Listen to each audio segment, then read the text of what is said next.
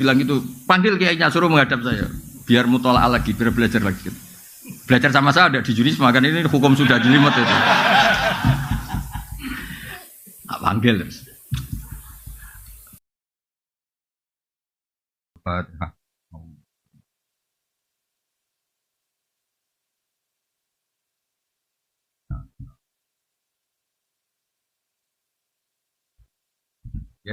Ya, langsung mawon de nama-nama ini didaftar mawon pangeran. Tani mlebu swarga.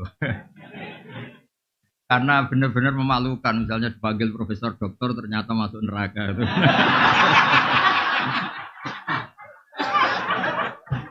Ya apalagi membawa nama Islam kan ada Islamnya itu.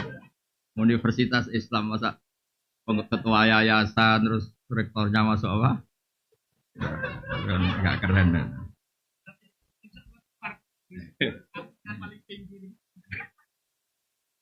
Jadi ya ini rileks saja karena saya tidak bisa serius. Yang serius itu yang pikir-pikir yayasan itu.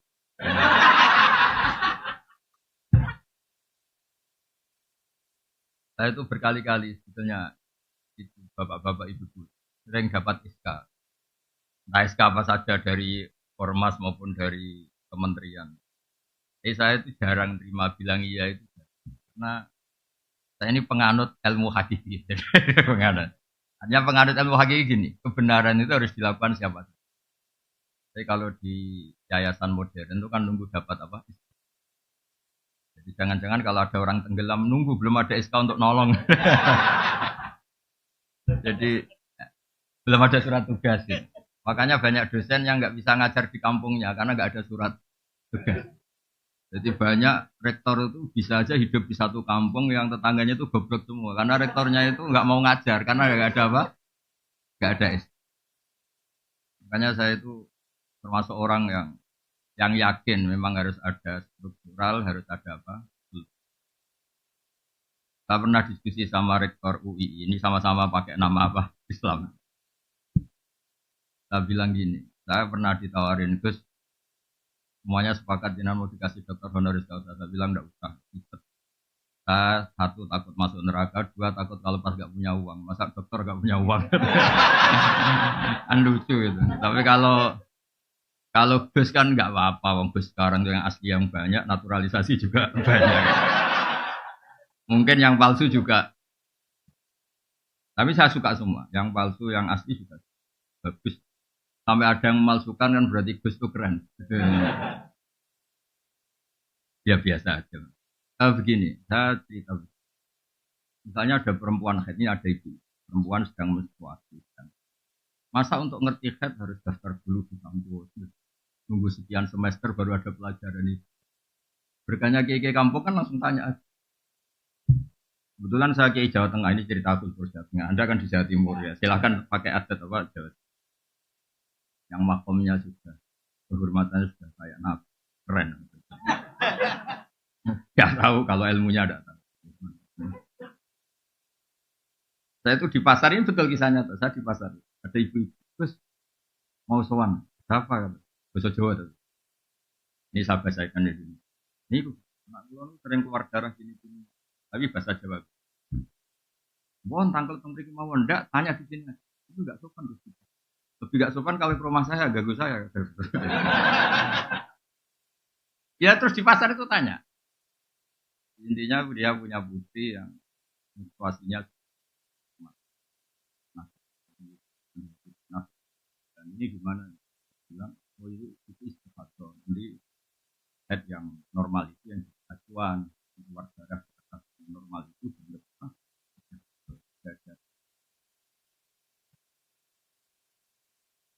Terus saya ketemu kiai kebetulan tadi Jawa Timur komplain saya bikin masyarakat nggak bisa tutorial ya beda ya. Ini cerita ke ini kan lembaga akademik tolong hormati atas nama ilmu meskipun dengan nggak cocok saya juga nggak data ini kan saya termasuk kiai yang independen. Imam Bukhari itu punya bab begini babul futya fitorik bab memberi fatwa di jalan. Jadi suatu saat ini ibu-ibu harus tahu di mana-mana ibu-ibu nggak pernah kalah. Itu Nabi aja kalau sama perempuan takut. Belum pernah Nabi itu dikomplain lagi, yang ada itu dikomplain perempuan. Jadi hukum Allah itu nggak pernah dibatalkan lagi. Yang pernah membatalkan itu, ini sebelum ngaji tak kasih muka. Makanya nanti yang boleh tanya hanya bapak-bapak ibu. Karena bisa ngerubah hukum itu. Allah aja digugat itu. Tuhan itu digugat. Makanya di Quran ada surat Mujadilah. Yang benar itu bacanya Mujadilah yang level A. Tapi umumnya orang baca apa? Mujadalah. Itu karena ceritanya itu perempuan penggugat. Imro'atun Mujadilah.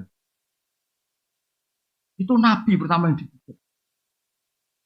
Jadi dulu itu ada hukum dihar itu setingkat tolak. Nabi menjawab sama. Hukum Islam kok gini, hukum apa? Nanti engkau salah laporkan Tuhan. Nabi diancam gitu. Pertama ya Allah, qala allati yujadiluka. Di Bukhari itu ada babul futyah fitori, bab tanya hukum dan difatwakan di jalan. Jadi Nabi itu ada konvoi mau haji, tidak mau. Nabi loh yang haji, tidak ada kuota. Nabi haji aja. Jiwa. Terus ada perempuan, kebetulan cantik. Ini penting kata cantik karena nanti yang jadi masalah ini karena cantik. Berarti dia cantik. Nabi dipegang saja kendali untanya. Ya Rasulullah, ini mau kafilah haji. Ya, wah sayang ibu saya sudah meninggal. Ada sebagian lagi tanya, bapak saya sudah meninggal. Itu dipegang di tengah jalan. Dan saya tahu, andaikan bapak saya masih hidup, beliau pasti. Apa perlu saya hajikan mengganti beliau? Ini awal-awal haji badal. Jadi yang tahu dalilnya saya yang nikmati travel. Karena terus. Makanya saya itu betul. Saya itu orang paling dihormati para travel karena kalau nggak tanya hukum tanya saya. Tapi saya tidak pernah dapat laporan labanya. Tapi saya itu orang kaya. Makanya pantasnya saya itu masuk surga karena sudah benar. Ya kayak gini kan, yang nyari ilmunya saya, cari referensi Unisma yang tinggal make. Padahal yang nyari-nyari kan. Ya gitu nanti dipakai dalil kayak orang pinter gitu.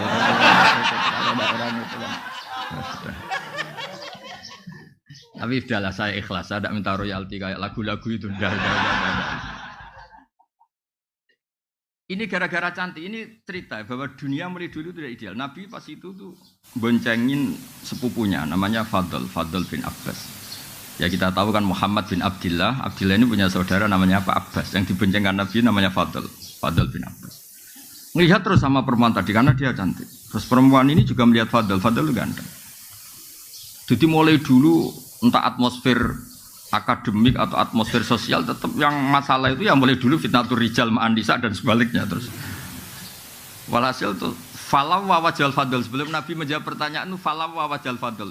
Wajahnya Fadl itu agak disingkirkan karena terlalu ditengokkan, dialihkan. Tapi bikin masalah baru, pamannya agak terima, abahnya agak terima. Abbas itu pamannya Nabi, berarti bapaknya Fadl. Lawaita ibna ammik, masa kamu sama sepupu kamu gitu? Jadi mulai dulu masalah. Ngadepi orang cantik ya masalah, ngadepi orang sentimen ya masalah. Ngadepi kampus bayar ya masalah, nggak bayar lebih masalah.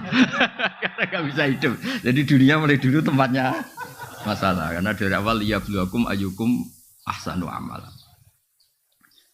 Jadi sebelum pertanyaan dijawab itu ada kasus-kasus kecil begini. Terus Nabi menjawab, Aro'aiti laukana ala abiki dainun akunti qadiyatahu. Kalau andekan bapak kamu punya hutang, apa kamu bayar?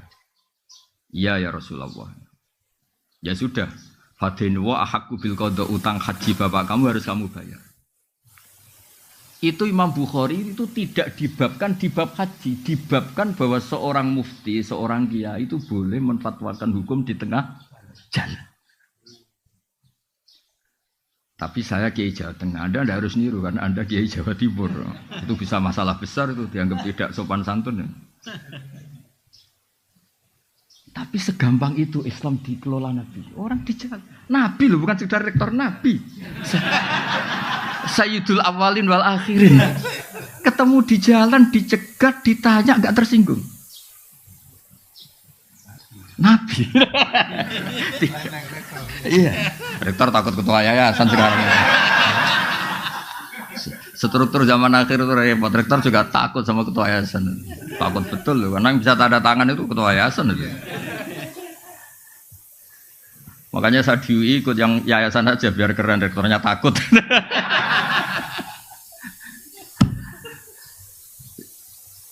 Ya itu satu ilmu. Itu kata Imam Bukhari babul futya fit thoriq. Bab memberi fatwa di jalan. Artinya begini, andaikan semuanya sistem kampus, kemudian perempuan ini ingin belajar tentang menstruasi atau tentang apa saja. Masa nunggu sampai semesternya, nunggu kejuruannya, oh ini fakultas apa? Ketika dia tanya kebutuhan agamanya, enggak bisa, kamu kan fakultas teknis, masa tanya agama? Padahal fakultas teknis juga butuh agama. Makanya menurut saya, Indonesia itu sudah bagus, ada struktural, ada apa? Kultural. Saya ini termasuk yang kultural, tapi kebetulan keramat jadi dipakai yang struktural seperti ini. Tapi saya tuh kalau dapat SK entah jadi apa, biasanya tak saya abaikan. Bukan karena sombong atau menolak. Memang nggak boleh kalau dua-duanya kekuatan ini sama-sama di struktural saja atau sama-sama di kultural. Karena kalau struktural tadi, masa orang tanya kebutuhan Islamnya harus nunggu sekolah di situ, nunggu semesternya berapa baru bisa diskusi sama dosennya. Itu pun kalau fakultasnya agama, kalau enggak.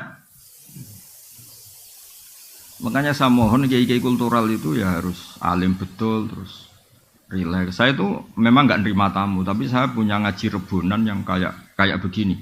Orang bisa ngomong apa saja. Tapi biasanya laporannya sama, dimarahin istrinya.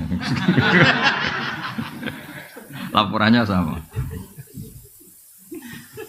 Jadi sahabat enggak berani tanya Nabi, perempuan enggak saja, dipegang ke dalam Nabi. Ya Rasulullah saya mau tanya, Nabi berhenti. Nah kemudian di bab haji, ini dengerin, di bab haji dibabkan lagi. Babu hajil mar'ati anir rojuli, sehingga di bab badal itu boleh silang. Normalnya kan lelaki diganti lelaki, perempuan diganti perempuan, tapi di bab ini, di bab kaji apa? Badal, itu lelaki boleh diganti perempuan, karena kasusnya tadi adalah perempuan mengganti haji bapaknya. Terus nanti suatu saat dibabkan lagi oleh Imam Bukhari. Babu niyabati hajil ma'dub. Jadi tidak harus mati. Jadi dulu orang Indonesia itu kadang benar-benar agak kacau. Bahasa kasarnya itu agak kurang ajar. Kacau sama kurang ajar ya beda tipis. Ada orang sudah sepuh, kaya. Dia sudah agak setruk. Kalau haji langsung apalagi pakai kuota apa plus. Itu kan sampai berapa? Sekarang kalau langsung berapa? Berapa? 400. 500-an. Itu tahu tok apa melakukan ikut haji? Oh, enggak berani kan. Sekitar berapa? 500-an. Kalau kaji amanat, kaji badal berapa? Kalau 15. Lu itu kiainya itu saking kacaunya tadi. Udah biar mati aja nanti lebih murah. Itu kan ngawur betul, makanya saya bilang itu ngawur betul itu. Udah ini cerita nyata. Kebetulan terus kiai ini itu nyuwun sewu ya, ngajinya itu kayaknya detail saya. Jadi saya dengar keluarganya bilang itu, panggil kiainya suruh menghadap saya, biar mutola'ah lagi, biar belajar lagi. Belajar sama saya ada di Junis, makanya ini hukum sudah jelimet itu. Panggil terus. Jangan nunggu mati. Kalau mau kaji amanat sekarang saja, mumpung masih hidup. Jadi beliau ikut niat, ikut mengalokasikan hartanya untuk haji. Kalau sudah mati itu hanya prosedur, harta warisannya nggak bisa diwaris sebelum menghajikan yang sempat berstatus apa? Mampu. Terus tak tunjukkan. Jadi sebenarnya kaji amanat itu dua, menghajikan yang sudah meninggal atau masih hidup tapi tidak mampu. Ya. Tapi di Indonesia yang terkenal tuh yang sudah meninggal, yang 15 juta tadi. Nah kalau langsung, kalau orang kaya kan mustatiknya haji plus, berarti kan 500 juta. Mendingan sudah mati kan tinggal berapa tadi? 15. Loh itu dijawab itu anaknya senengnya Masya Allah, karena dari 500 menjadi 15. Oh ngawur betul itu. Efisiensi 400. Ya efisiensi itu, efisiensi. Terus tak marahin teman-teman. Enggak, jadi sebetulnya kaji amanat itu dua. Al-hajju anil mayyit, menghajikan yang sudah meninggal. Kedua itu anil ma'dub, kalau dalam saya disebut apa? Ma'dub, orangnya sudah tidak mampu apa? haji. Nah, saya termasuk kiai yang ikut menggerakkan cara masif gimana kalau bisa tuh mumpung masih hidup sehingga ini ikut niat. Jong inovane dolai mobilnya banyak untuk haji saya. Dia ikut intervensi, tapi kalau sudah meninggal mungkin dia jadi kalau sudah meninggal sebetulnya mayatnya itu tak dapat pahala tanda tidak tahu saya. Karena sebetulnya ini hanya untuk menghalalkan tirkah, menghalalkan warisannya. Bisa saja mayatnya jenis orang yang ketika hidup nggak pernah berkomitmen haji. Mungkin nyun sewu karena abangan atau pengetahuan Islamnya rendah atau kebetulan nggak jenis minat haji. Bagaimana dia dapat pahala haji sementara zaman hidup dia nggak pernah kepikiran apa? Haji, padahal inamal amalu binniyat. Kalau dia sudah mati dan dihajikan keluarganya, sebetulnya haji ini hanya untuk menghalalkan tirkah tadi, pembagian apa? Waris. Makanya kalau yang seleranya belum haji atau nggak ingin haji, ahli warisnya harus didik, ajarin bahwa sebagian harta itu milik Allah dan statusnya mustatik supaya yang makdub tadi yang stroke atau yang sakit ini ikut niat. Walhasil terus kiai tadi, wah, nak ngono kudu ngaji Gus. Ya maksudnya ojo disalami template banyak dia karena tadi efisiensi tadi. Oh itu dari berapa? 500 menjadi berapa? 15 juta berarti 485 ya. Itu kalau 5 jutanya aja disalamkan template itu sebagai upah fatwa gitu kan. Ya jadi saya mohon, maksud saya begini, saya cerita hadis Bukhari tadi. Jadi mengelola ilmu Islam itu di kampus ya boleh, di pondok-pondok disiplin ya boleh. Mengelola Islam kayak saya itu termasuk penganut Imam Bukhari. Jadi dulu itu Islam segampang itu. Nabi lewat ditanya, karena kalau orang sowan Nabi itu ya tidak gampang, beliau sibuk. Pernah ini satu kejadian dan ini saya tiru. Orang-orang Bedui itu kan punya etika. Jadi kalau mau sowan Nabi itu bengok-bengok, lidah itu bengok, manggil-manggil keras. Terus sama Allah ayat turun innalladzina yunaduna kami wara'il hujurat aksaruhum la yaqilun. Orang yang manggil-manggil kamu Muhammad dari luar kamar itu orang-orang enggak sopan. Terus walau annahum sabaru hatta takhruja ilaihim lakana khairal lahum. Jadi Nabi itu profesional, kalau sudah dalam rumah itu milik keluarga. Itu sahabat yang beretika enggak berani sowan, salam enggak berani. Tapi kalau Nabi sudah keluar ke masjid, itu mereka ngerti ini milik publik. Makanya walau annahum sabaru hatta takhruja ilaihim lakana khairal lahum. Kalau Nabi sudah keluar itu milik publik, terus mereka berani tanya. Jangan kayak orang-orang nggak punya etika, kayaknya pergi 3 jam, 4 jam baru masuk rumah, assalamualaikum, padahal kayaknya mau ke kamar mandi mungkin. Itu diatur oleh Islam. Sehingga kita kan, saya misalnya yang saya alami, saya kan sudah fair ketika begini kan, istri saya tidak ganggu saya, anak saya tidak, karena sudah milik publik. Boyo kalau sudah di rumah itu milik keluarga, makanya dulu sudah diatur sedemikian rupa. Tidak tahu kalau di daerah kamu melakukan ini apa tidak tahu. Kadang-kadang kiainya juga senang ditamoni lah, itu kan ya sudah nggak tahu, itu kan haknya, itu kan apa haknya. Nah saya di sini juga hak saya, ini wilayah saya, teritorial saya. Sehingga momentum Nabi lewat itu penting bagi orang-orang yang punya peradaban karena ngerti ini Nabi kalau sedang di luar itu milik publik. Itu disebut walau annahum sabaru hatta takhruja ilaihim lakana khairal lahum. Jadi kalau mau komunikasi dengan Nabi, nunggu Nabi itu keluar dari area privat keluarga. Ya Pak Rektor nih kalau pas di luar kan jenengan milik kamu. Kalau sudah di rumah kan enggak tahu, jangan-jangan disuruh nyuci piring sama istrinya. Karena sekali di rumah itu bisa hamba sahaya itu. Itu kan bisa masalah itu kan. Loh itu semua orang soleh. Yang paling masyhur kan cerita Umar itu. Umar kayak apa kerasnya itu? Itu di atas rektor itu. Umar. Oh itu ada orang sering dimarahin istrinya matur ke Umar. Di rumahnya kebetulan. Habis itu pas itu istrinya jebodar jedar itu. Sampun ya Amirul. Lu sampun gimana? Kamu belum matur kok sampun. Ternyata apa? Ya hanya itu aja. Ternyata jenengan yang ngalami. Ya makanya kalau rektor di rumah jangan ada yang main ke sana, itu wilayah-wilayah privat itu. Bisa masalah besar itu, wah. Apalagi pas dimarahin di video, wah.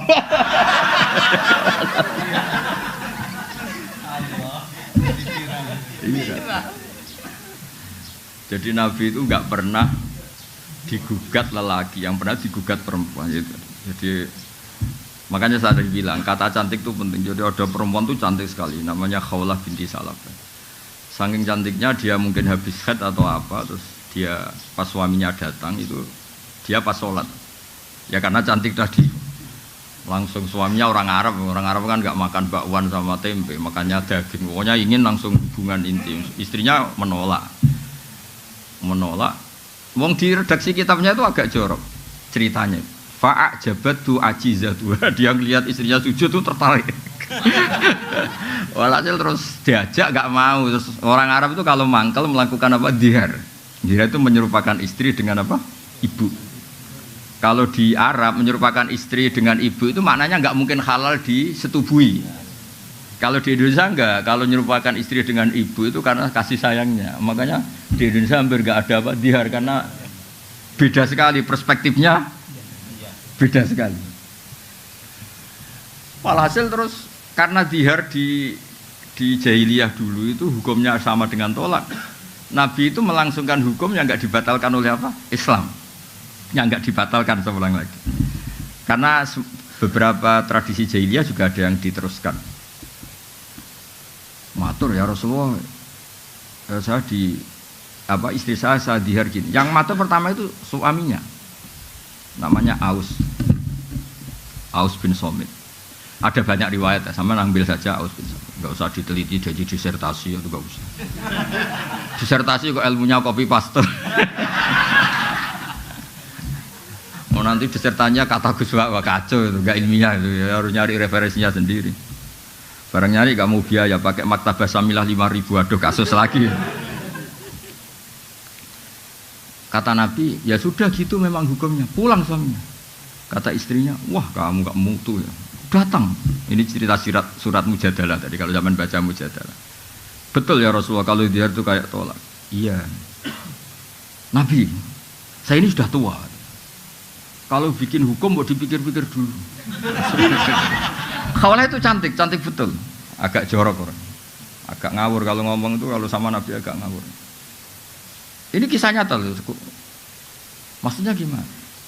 Kalau saya masih muda dulu, cantik masih muda, dihukumi tolak gak apa-apa, masih banyak lelaki suka saya. Ini saya sudah tua. Terus bilang, ngomongnya jorok, saya masih ingat bahasa Arabnya. Akala sababi, muda saya, cantik saya dihabiskan oleh dia. Maksudnya suaminya, Aus bin Somit. Wa nasartu lahu batni, sehidup-hidup saya sudah pokoknya ngomongnya jorok dia. Sudah pas tua gini, sudah tidak cantik, sudah gembrot, sudah ini itu, ada dihar yang kayak tolak. Tadi kata Nabi, ya hingga detik ini belum ada pembaharuan hukum, belum ada itu. Masih begitu kata Nabi. Kalau begitu terus, engkau saya laporkan Allah Ta'ala. Oh itu kalau nggak perempuan tidak bisa. Woi. Tapi gara-gara itu Nabi itu kelihatan Nabi. Memang kadang-kadang eksiden itu berkah. Si Khawlah terus pulang. Pulang di kamar dia sujud.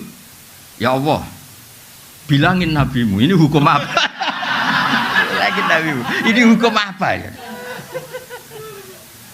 Saya sudah tidak cantik, sudah tua. Kalau kejadian ini ketika saya masih cantik, nggak masalah. Terus ngomongnya tuh pas munajat tuh yang ngawur betul. Indomam tuhum ilaihi do'u wa indomam tuhum ilayya ja'u. Ini anak saya banyak. Kalau yang ngurus dia pasti tersia-siakan. Namanya lelaki mesti katut babon, dia sudah pikir aja gitu. Namanya lelaki mesti udah kalau cerai sama saya nggak sampai seminggu kan lelaki nggak ada idahnya. Pasti langsung nikah apa? Lagi. Pasti anak saya ini disia-siakan. Kalau anak-anak saya rawat saya pasti kelaparan karena saya perempuan nggak bisa apa-apa. Tolong bilangin Nabi hukum ini dirubah. Itu pas munajat gitu terus Nabi itu didatangi Jibril. Udah rubah aja. Kata Allah, udah dirubah aja. Kalau dihar itu tidak sama dengan apa? Tolak. Terus Nabi nyuruh sahabat, udah panggil tadi Khawlah. Gugat aja diterima. Datang. Nggak, supaya Pak Rektor ini hati-hati ngadepi dosen-dosen putri itu harus hati-hati. Nggak akan menang gitu itu. Ya sudah akhirnya itu Kata Sayyidah Aisyah, saya tahu betul Nabi itu di sini, Khawlah di sana. Itu kalau enggak Nabi enggak tahu. Ternyata tadi Khawlah di kamarnya itu munajat betul. Makanya disebut qad sami Allah qaulal lati tujadil. Tujadiluka itu bukan diskusi, mujadalah itu ada ngawurnya. Bahasa Arab mujadalah itu beda. Mujadalah itu ada ngawurnya, ada kasarnya. Bukan tastafti. Kalau tastafti itu minta fatwa masih normal beretika. Tujadilu bukan tastafti. Kalau tastafti kan masih beretika. Mujadalah itu agak ya debat. Ya kembali ke tadi, berkahnya Indonesia itu ada struktural, ada kultural. Kalau struktural semua masa orang tanya hukum nunggu semester berapa, nunggu ya pelajarannya harus gitu terus. Tapi yang kultural ya nyuwun sewu harus niru ya mirip-mirip saya tadi gitu sehingga ada babul futya fitorik. Jangan yang kultural juga ikut struktural. Bisa jam sekian. Lah kalau misalnya yang tadi yang kasus yang tanya saya tadi, kalau dia istikhadah kan sebetulnya hukumnya sama dengan perempuan apa suci. Coba kalau saya jawab besok aja ke rumah saya. Berarti hari itu kan belum tahu hukumnya dia. Padahal hari itu dia sudah harus sholat duhur, sholat asar, sholat maghrib. Apalagi kalau di Unisma suruh daftar dulu, registrasi dulu. Iya, kebetulan kalau fakultasnya kedokteran misalnya, wah ini tidak bidang saya, coba ganti fakultas saja dulu. Bareng ganti fakultas keagamaan, ternyata jurusannya dakwah, ini tidak bidang saya, ganti dulu syariat. Bisa panjang kan? Jadi sebenarnya kekayaan Indonesia seperti ini harus kita jaga. Makanya saya itu tidak menolak kalau dikasih dokter honoris causa, tapi yang bakatnya kayak saya tidak usah. Saya juga agak perlu, kalau seperti saya juga agak perlu jadi pengurus-pengurus struktural. Nanti jadi tadi nggak saling apa melengkapi. Tapi yang kultural pun harus tetap alim, jangan terus mentang-mentang kultural terus seenaknya itu.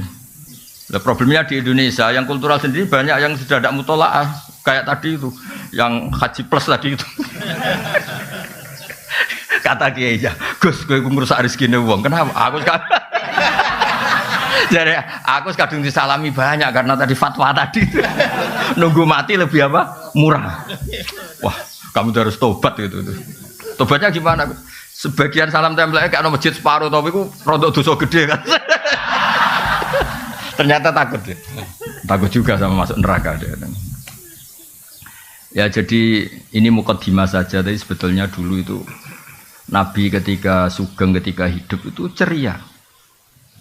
Makanya sahabat kalau Nabi sudah di luar, di Sufah itu, sahabat juga cerita-cerita zaman jahiliyah, cerita anak-anak tuh perempuan agak nakal itu. Dulu juga sebagian tidak akabiru sahabat itu kenal gini-gini. Terus sahabat tertawa-tawa ngenang zaman jahiliyah. Terus Nabi tanya, kenapa mereka do tertawa? Ya sahabat kebanyakan, enggak yang akabiru sahabat. Oh itu Nabi ingat gini-gini. Itu kenangannya sahabat itu fayat haku mimma nathak. Nabi itu tertawa dari apa yang kita bisa bikin apa? Tertawa. Intinya ya ceria ya. Sehingga makanya Nabi itu kadang tanya hal-hal yang menurut etika Jawa itu enggak etis, tapi Nabi tanya. Ada orang namanya Handolah. Orang mati syahid harusnya kan enggak usah dimandikan. Ini Handolah ini mati syahid tapi malaikat sibuk memandikan. Nabi kan jengkel karena prosedurnya fikih kan nggak perlu dimandikan. Nah, akhirnya ini gimana ini Alhamdulillah itu. Akhirnya melihat malaikat sibuk mandi kan Nabi kan ini gimana ini malaikatnya ini fikihnya gimana kan harus. Akhirnya Nabi itu tanya istrinya, kenapa tadi suami kamu kok sibuk malaikat memandikan? Oh itu Nabi pas ada pengumuman perang tuh pas sama saya, terus beliau nggak sempat mandi langsung lari.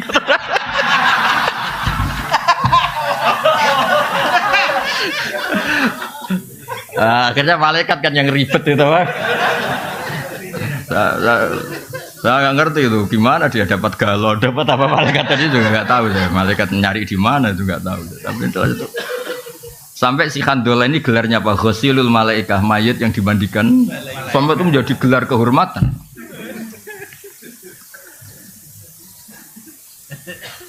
Jadi cerita yang kultural. Ada lagi sahabat yang dipanggil Nabi malah lari, dipanggil malah. Ini cerita orang Arab. Itu aja. Kenapa engkau lari saya panggil? Nabi, saya tadi pas sama istri saya, jadi saya masih junub. Kalau ketemu engkau sama lu karena saya belum suci, belum mandi besar. Terus kata Nabi, innal mu'min thahirun. Kalau sekedar ketemu ya enggak apa-apa, yang enggak boleh itu sholat. Kalau ketemu saya juga enggak apa-apa, nanti dapat dipanggil tambah lari. Untung enggak ada sungai berantas, kalau cemplung repot. Artinya gini, dulu itu ini cerita ya, tanpa mengadili, soalnya ini cerita tanpa mengadili. Dulu belajar Islam itu ya gampang begitu. Ada kejadian gitu, jadi hukum. Oh, orang junub itu tetap boleh ketemu kiai, ketemu nabi. Nggak harus daftar, nggak harus registrasi, terus nggak harus apa, nggak harus apa. Nah sekarang itu saya tadi bilang ke Pak Rektor, nggak boleh organisasi ini terlalu mengambil alih semua kebaikan. Harus ada yang apa? Kultural, baik NU, Muhammadiyah maupun teman. Karena ini yang bisa on time, yang bisa setiap apa? Saat, setiap waktu. Tapi ya tetap ada yang struktural nggak apa-apa. Tapi jangan mengganti fungsi yang kultural. Tapi yang kultural juga nggak usah ganti yang apa? Struktural.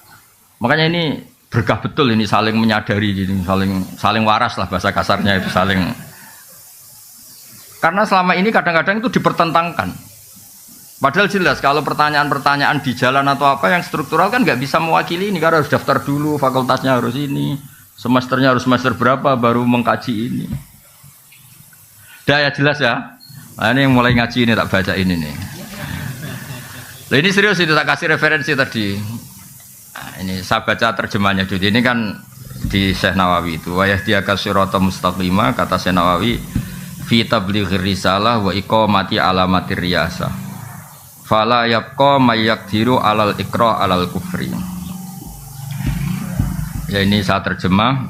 Ya terjemahnya dibaca sendiri jadi begini ya.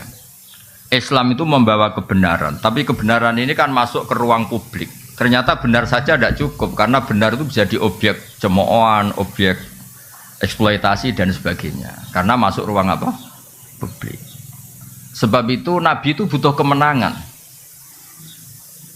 Karena beberapa aturan itu nggak bisa diterapkan kalau tidak posisi menang. Dulu yang namanya Ka'bah itu ada 360 berhala. Bisa apa? Orang yang membawa kebenaran kalau tidak posisi apa? Menang. Ka'bah bisa ditertibkan dari berhala-berhala itu karena Nabi posisi menang.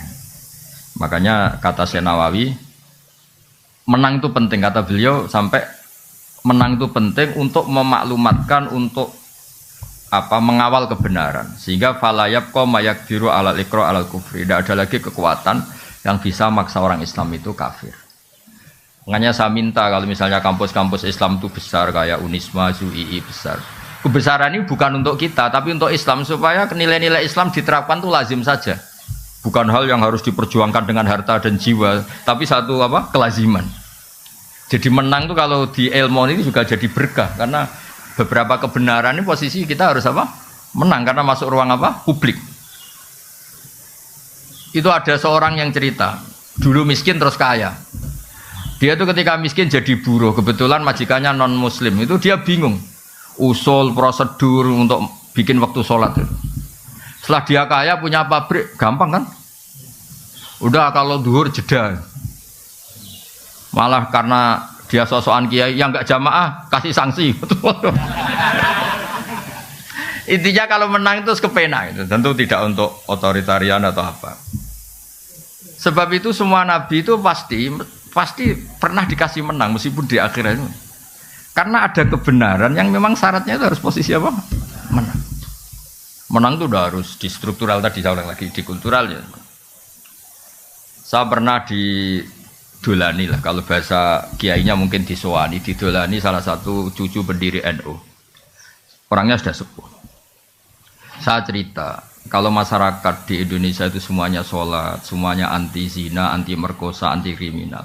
Nanti nilai bersama itu juga jadi ukuran calon presiden, calon bupati, gubernur.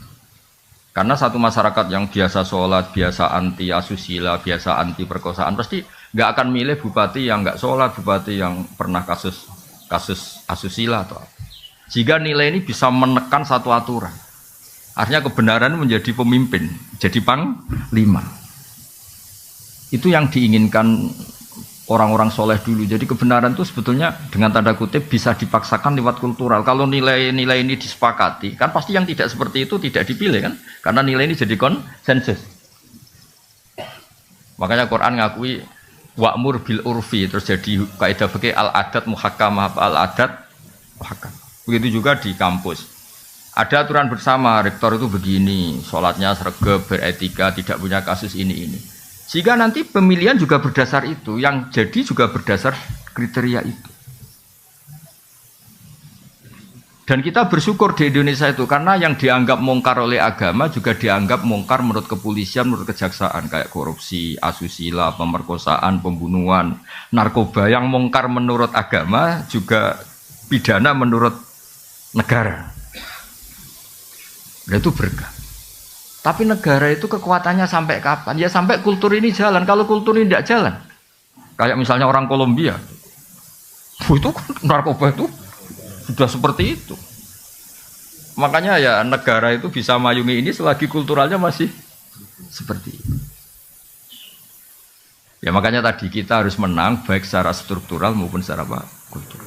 Tentu dengan cara-cara yang tetap berkemanusiaan. Ya, itu yang kenapa ada surat Fatah sampai Nabi ngendikan ketika surat ini turun, kata Nabi, unzilat alaiya suratun lahiya ahabbu ilayya minad dunya wa ma fiha. Saya ini dituruni surat yang lebih saya cintai ketimbang dunia seisinya, yaitu surat Fatah, surat kemenangan.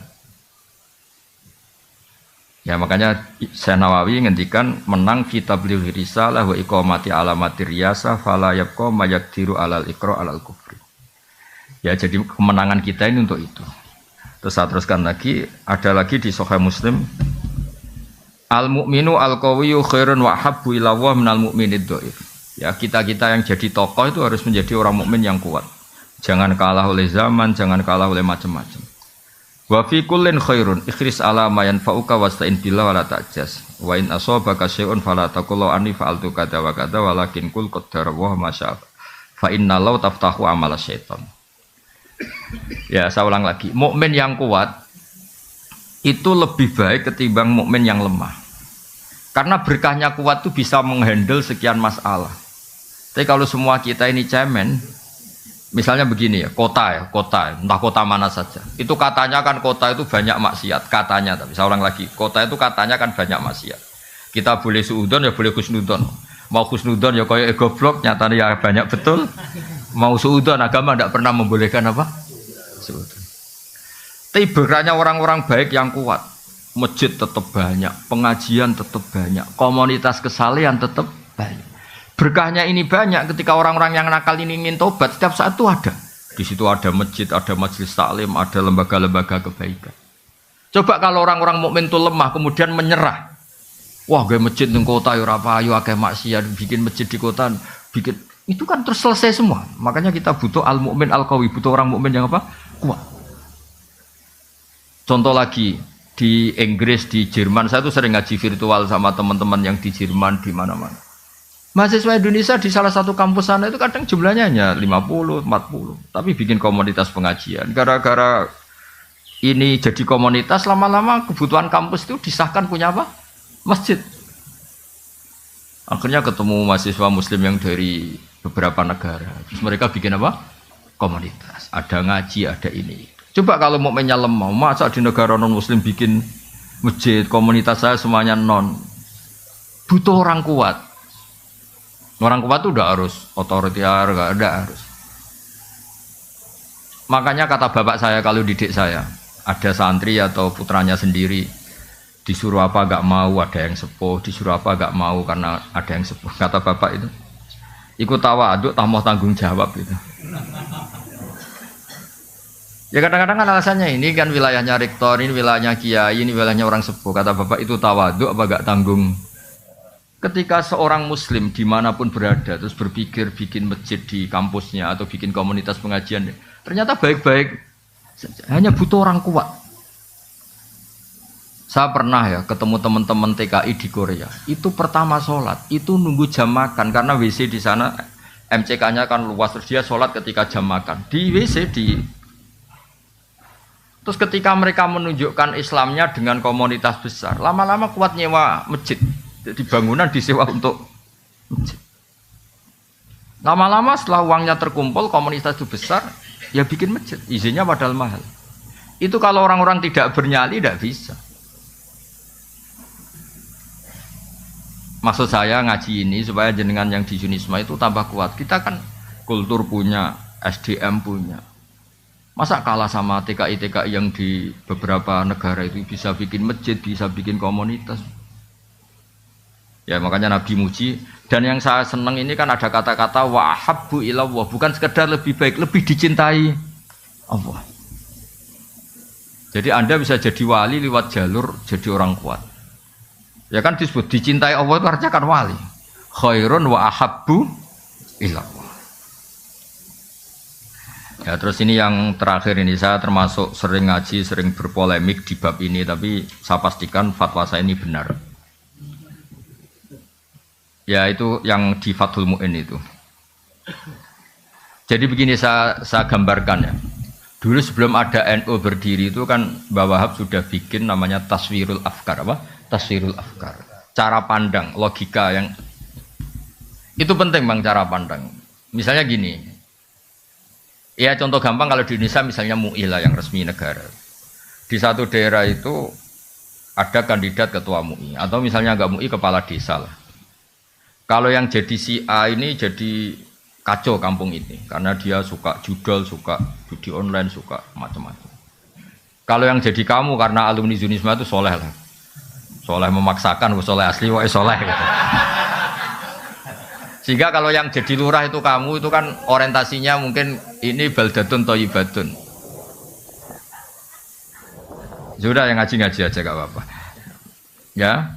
Maka orang ini yang soleh ini, kalau saingannya ini orang-orang nyun sewu yang batil, yang soleh ini wajib memaksakan jadi lurah. Meskipun untuk menjadi karena situ sudah politik uang harus bayar.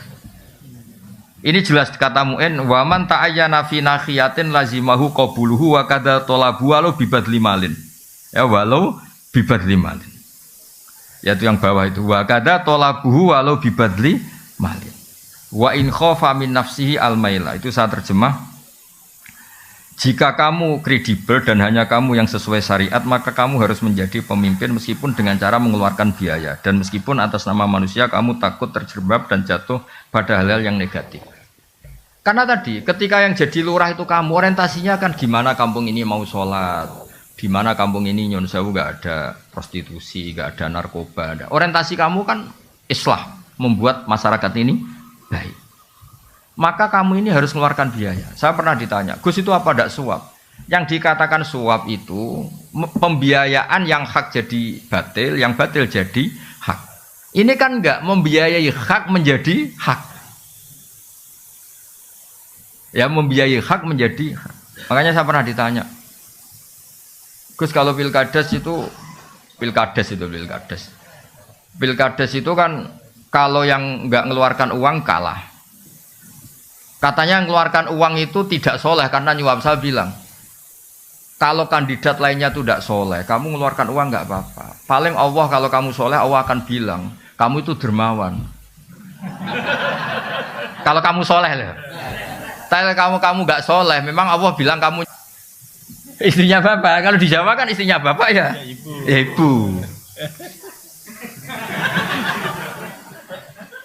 Makanya ada yang tanya, orang Arab itu kadang sumpah ilah itu sumpah nggak akan ngumpuli istrinya 4 bulan. Kata Ki Jawa, kok kuat Gus? Orang Arab kan istrinya 4. Jadi punya alternatif. Kalau Ki Jawa ya tak kebal wa punya mingkum. Makanya kadang-kadang adat Arab sama Jawa itu beda. Di Arab itu mahar itu mahal. Ini ibu-ibu gak boleh niru orang Arab. Mahar itu apa? Mahal. Saking mahalnya kadang itu orang nikah hanya 1 bulan, 3 bulan karena sering nikah orang Arab. Karena mahar itu mahal, misalnya 1 miliar, 200 juta, 3 mahar itu mahal. Kalau di Indonesia kan seperangkat alat sholat. Saya itu sering nikahkan tuh sampai bosan yang namanya seperangkat alat apa? Nah itu sama Allah sampai dibilang gini. Ini sama Allah sama dibilang gini. Kalau kamu punya istri dan kamu ceraikan, fala ta'khudhu minhu syai'a, mahar yang sudah kamu kasihkan jangan ditarik kembali. Karena butuh pelarangan, karena jumlahnya besar itu butuh pelarangan. Fala ta'khudhu minhu syai'a, mahar yang sudah kamu berikan jangan ditarik lagi karena jumlahnya ratusan juta. Kalau di Jawa gak usah dilarang, gak akan diambil lagi. Karena seperangkat alat sholat. Nah itu kalau cerainya sudah setahun kan sudah lusuh. Makanya Mbah Mun tuh sering bilang, iki fikih Arab, iki fikih. Artinya gini, teori itu nggak kebayang di Jawa itu ada pelarangan nggak boleh ngambil, nggak usah dilarang juga nggak ngambil. Kalau di Arab dulu itu ada sahabat nikah itu maharnya itu kebun kurma luas sekali. Makanya orang Arab sekali nikah itu ya terus istrinya tuh tenang hidupnya, nggak kayak dinikahi dosen Unisma itu wah. Apa itu? Nggak jelas itu. Ya betul itu. Pernah dengar tak istilah khulu itu? Khulu itu seorang istri mengakati suaminya supaya mau menceraikan, tapi si istri bayar. Itu di Arab mungkin. Jadi singkat cerita ini dikasih satu kebun kurma luas. Istrinya nggak seneng karena cowoknya ini nggak ganteng, nggak menarik. Soalnya melihat suaminya itu bawaannya kayak melihat gerduo, nggak seneng. Kan ada orang-orang yang raine juga musibah itu kan ada orang yang itu kan nggak tahu lahirnya kenapa itu kata itu. Mau dibarengi apa nggak tahu. Kalau dukun mesti ngerti ini karena salah tanggal lahir mungkin. Itu kata pertama ada ayat khulu itu tadi. Kalau kamu minta diceraikan ya bayar mahar yang sudah kamu terima kembalikan lagi. Itu sampai ada ayat fala junaha aliman terus fi maftadat bi. Napa fi maftadat bi. Kalau di Indonesia ya tidak mungkin. Khulu coba mahar yang sudah saya kasihkan saya lagi dikasihkan seperangkat alat. Ya selusuh lagi itu kan. Jadi kadang-kadang perasaan fikih Arab sama Jawa itu beda. Makanya saya pernah tanya santri, Gus kok zaujatu abika nggak boleh menikahi istri bapak kamu? Ya ada kepikiran nikah lah Gus, itu kan ibu saya kata. Oh dasar Kiai Jawa kata saya itu. Di Arab itu ada ummuka, ada zaujatu abika.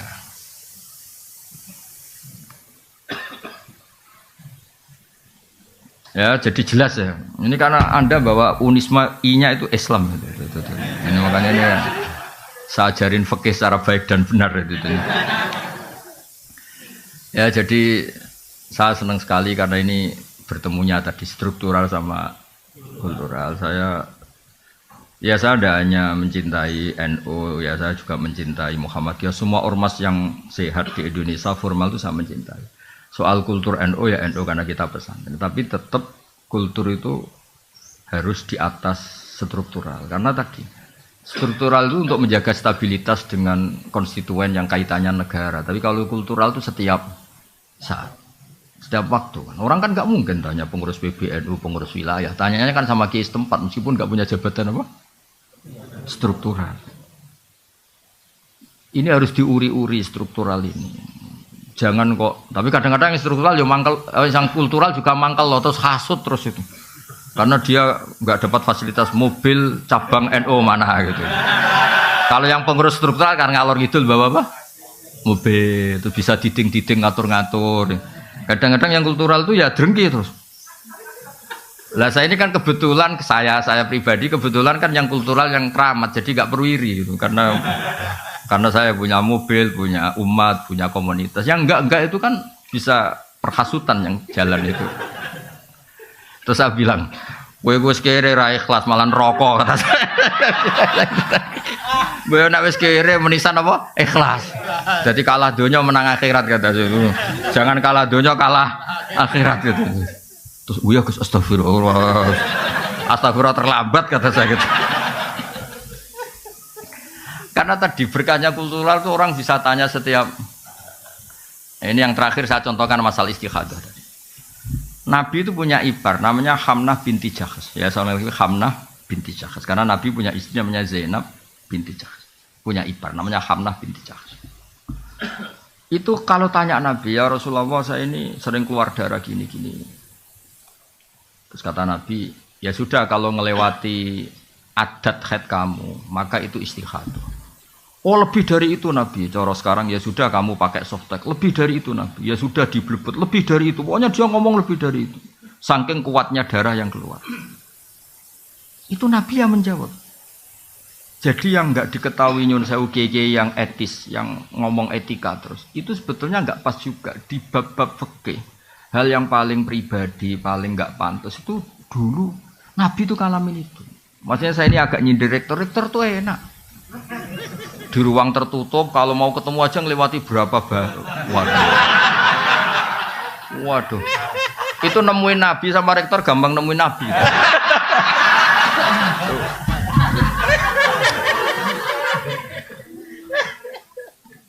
Apalagi ketua yayasan ya. Wah, malah ngeri lagi.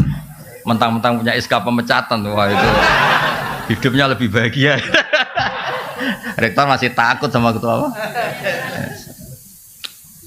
Saya dulu ya janggal loh, kenapa sih orang kok hormat? Ternyata saya pengurus yayasan baru tahu, saya kan biasa ikhlas jadi kaget kalau ada orang hormat tuh kaget tuh.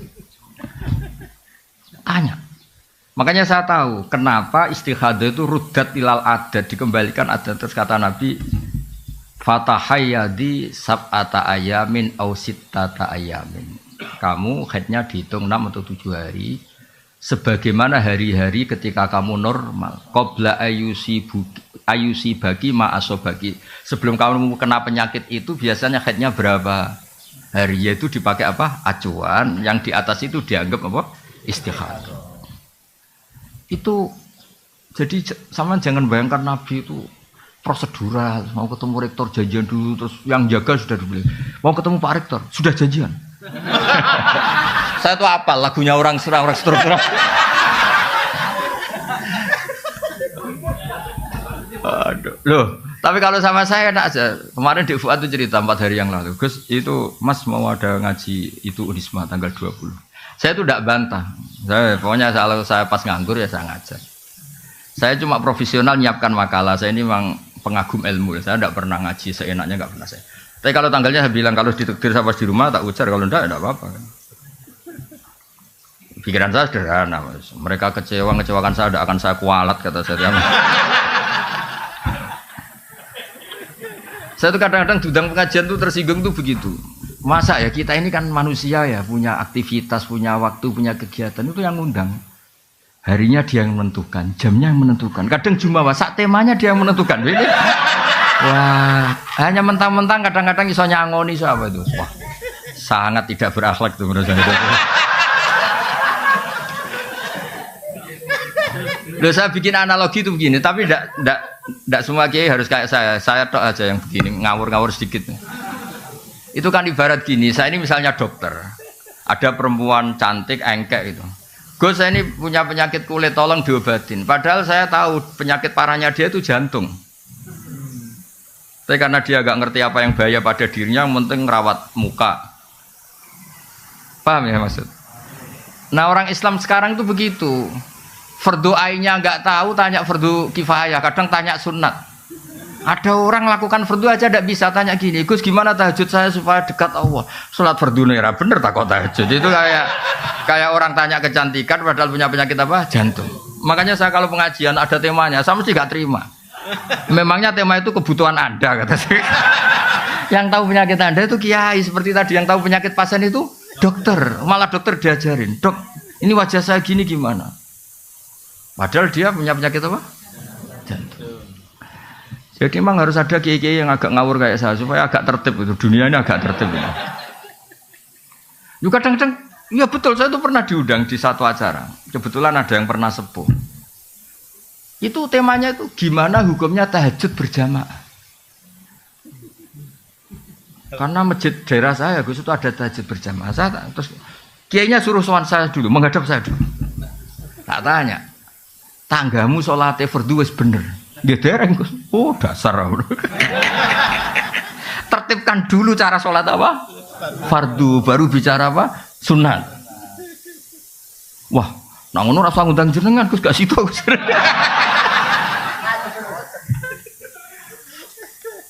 Tapi akhirnya mereka terus sadar, tak angan-angan bener Gus, fardu bener kok takok.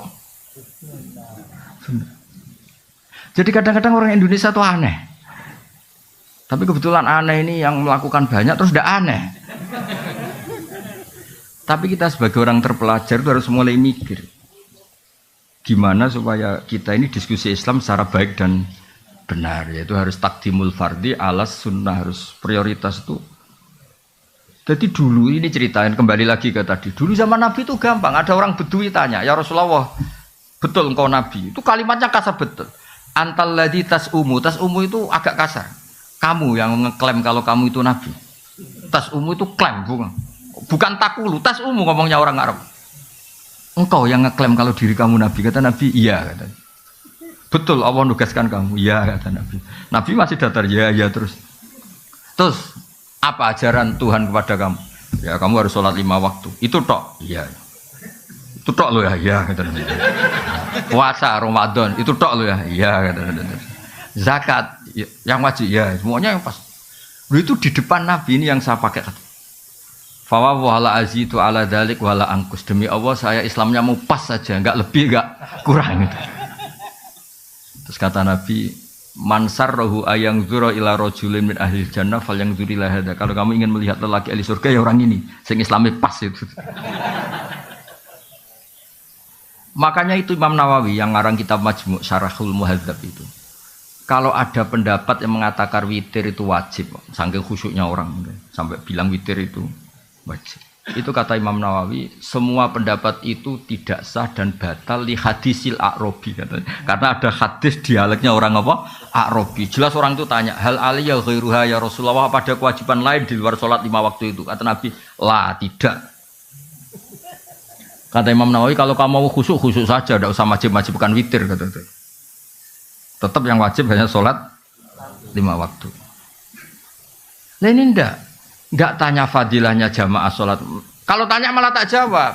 Sholat fardu itu menurut Imam Ahmad itu jamaah itu syartun fi sihhati sholat, bukan sekedar pahala 25 atau 27. Riwayatnya kan 25 sama 27 sesuai kualitas apa? Jamaahnya. Itu menurut pendapat Imam Ahmad. Sholat jamaah itu syartun fi sihhati sholat, untuk menjadi sholat sah itu harus berjamaah. Makanya alhamdulillah kita Syafi'i, kalau Ahmad wah masalah itu kamu. Alasannya masuk akal. Alasannya Imam Ahmad begini. Kewajiban itu bisa diukur dengan tingkat digugurkan kalau ada kondisi emergensi darurat. Salat khauf, salat ketika perang itu rumit apa enggak? Rumit kan?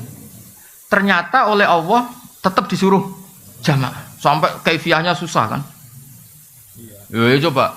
Wa idza darba li salaikum antak in khiftum ayu sampai itu ketika kamu sholat, wa idza qamtum faltakum ta'ifatun wal ya'khudhu aslifa idza sajadu falyakunu miwaraikum tus wal ta'ti ta'ifatun ukhra falyusul. Wes pokoke walhasil kaifiahnya itu ruwetnya itu gantian. Dan itu tetap jamaah. Jadi kalau ada yang sujud, ada yang tetap berdiri jaga musuh. Kalau ada ini sudah berdiri, gantian itu yang sujud. Lam yusallu ma'aka fal wal kayak apa? Terus kata Imam Ahmad, kalau se-emergensi itu saja jamaah tidak digugurkan, maka apalagi kondisi normal. Kamu menang semua tuh, masuk akal pendapat Imam Ahmad tuh. Tapi Imam Syafi'i itu berkah di Indonesia, karena kadang-kadang orang nggak mau jamaah itu bukan menolak jamaahnya, nggak seneng imamnya. Wes, roh gue seneng, roh imamnya gue seneng, wes serat cocok. Loh apalagi ketua yayasan sudah ngerti kalau imamnya minta naik gaji malah gak tertarik. Imam kok kedunya dari itu. Aduh. Makanya saya andekan orang-orang Hambali itu hidup, pasti saya cerita di Indonesia itu menolak jamaah bukan karena anti jamaah, itu nggak cocok sama imamnya. Loh, di Indonesia itu imamnya gak kunut aja masalah. Yang kunut imamnya gak kunut juga atau sebaliknya juga masalah. Sekarang aja era modern. Saya tuh sering makmum orang Muhammadiyah. Orang Muhammadiyah juga sekarang alhamdulillah sering makmum orang NU. Karena saya ngomong terus. Kalau kunut itu adalah NU, berarti Imam Syafi'i itu NU. Imam Abu Hanifah berarti Muhammadiyah. Padahal Muhammadiyah sama NU itu dulu Imam Hanafi, dulu Imam Syafi'i. Mana buktinya kalau Imam Syafi'i punya Kartanu itu? Kan tidak ada buktinya. Boyo biasa aja dari awal kan dua-duanya sepakat kalau itu masalah sunat atau tidak sunat kan, tidak masalah rukun kan. Tapi saya pernah dibantah oleh Banser. Ini memang enggak, saya tahu Gus kalau itu sunat, tapi ini identitas. Repot ini kan identitas kalau enggak kunut tuh bisa masalah itu. Ya sudah, tapi ya kalau kita yang tekuni ilmu ya biasa aja. Kalau kita yang tekuni ilmu ya biasa aja. Jadi saya mohon karena Unisma ini kan biasanya bacanya Unisma apa Zunisma? Oh ini ya sudah berarti sudah Indonesia banget ini. Saya tuh masih menangi orang baca Zunisma, Zui karena setengah Indonesia setengah rodok mampu Inggris itu. Sekarang sudah diterbitkan ya, sudah muni U semua ya. Unisma. Tapi kalau di UI itu masih asing bilang U itu, karena kelamaan bilang Zui gitu. Kalau Indonesia sudah fase semua U ya. Tapi saya dulu dengarnya ya Zunisma sama ya. Berarti sudah Indonesia. Ya jadi jelas ya lewat ngaji ini bahwa struktural dan kultural tidak harus dipertentangkan. Ya supaya Islam Indonesia itu khazanahnya apa luas karena nggak mungkin orang tanya itu nyari Pak Rektor tadi. Bisa ngelewati 3 ya sama yang kultural juga gak usah hasut sama yang struktural karena yang struktural kan gaya kan ngurusi Islam sambil bawa mobil dinas yang struktural yang kultural tuh kasihan dari sawah mencangkul langsung ajar madrasah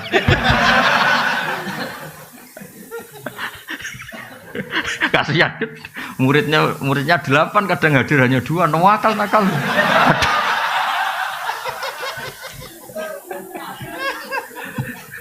tapi itu yang menjadikan orang Indonesia tahu Islam. Makanya saya setuju sama doa-doa, makanya doa kita itu walil mu'minin al mu'minat itu semuanya didoakan karena yang terlibat membesarkan Islam, menghidupkan Islam itu semuanya bukan kita tok. Ya semuanya bukan kita tok.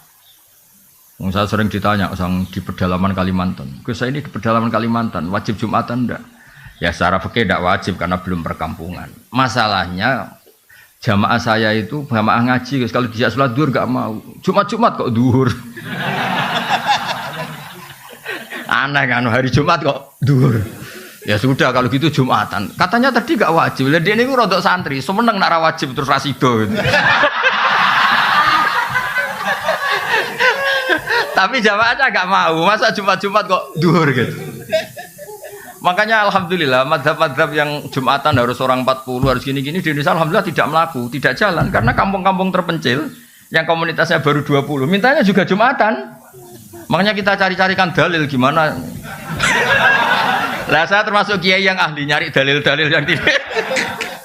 Karena kasihan memang kebutuhannya Jumatan. Masa Jumat kok duhur. Ya udah Jumatan. Dalilnya udah bagian saya yang nyari atau. Masa ini kan kiai baik, jadi pokoknya yang gitu-gitu tak cariin itu. Ya jadi kadang-kadang kita butuh. Saya pernah lagi ada Jumatan betul, saya itu mau ke Jogja. Kebetulan dulu saya pakai bis ban double. Karena saya ini kan termasuk orang soleh lah, jadi ada Jumatan berhentilah daripada duhur ya sama Jumatan berhenti. Padahal pakai bis, enggak pakai mobil pribadi. Tahun berapa? Sekitar tahun 97 atau 98. Jumatan di satu kampung itu orangnya itu enggak ada 20. Imamnya itu kalau baca Fatihah kayak orang mau melahirkan. Perjuangannya susahnya itu.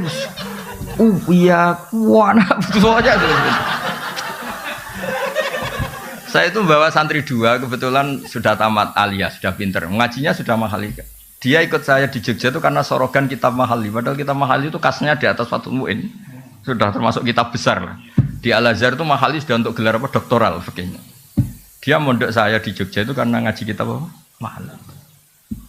Singkat cerita santri saya 2 itu. Gus, kok jenengan ndak ada? Nak kon gak mantep ya ada. 2 santri saya itu ya ada, saya ada. Ditanya saya. Kenapa Gus ndak ada? Aku sing manusia, saya yang manusia aja gak tega mau tidak ngesahkan itu.